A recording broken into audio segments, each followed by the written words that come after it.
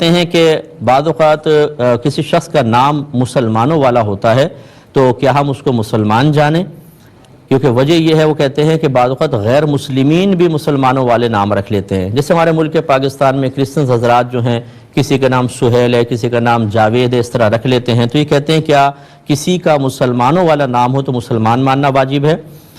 دیکھیں، اولاً تو مسلمان ہی سمجھیں گے اس کو اگر وہ مسلمانوں والا نام بتا رہا ہے. پھر یہ کہ اگر اس کے اعمال، اس کے دیگر معاملات ایسے ہیں کہ جس سے منکشف ہو جائے کہ یہ مسلم نہیں ہے تو پھر تو غیر مسلم مانیں گے، اور اگر ایسی کوئی چیز ظاہر نہیں ہوتی تو پھر اس کو مسلمان ہی سمجھیں گے.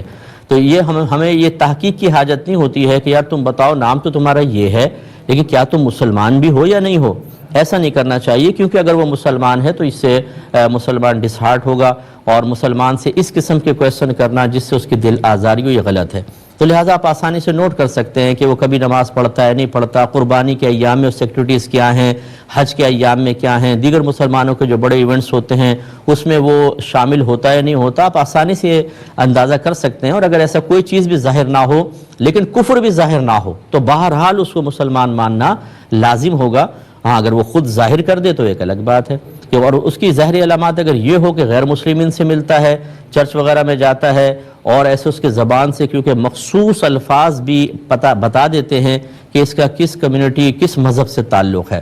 وہ مخصوص الفاظ اگر اس کے زبان سے نکلتے ہیں آپ اندازہ کر سکتے ہیں اتنا بھولا کوئی بھی نہیں ہے اس دور میں، تو پھر وہ غیر مسلم. اور اس طرح اگر الفاظ نکلیں تو پھر آپ صراحتاً پوچھ بھی سکتے ہیں، کیونکہ اب قرینہ آ گیا آپ کے سامنے کہ بھئی آپ غیر مسلمان ہیں یا نہیں، تو وہ بتا دے گا، کیوں وہ چھپائے گا.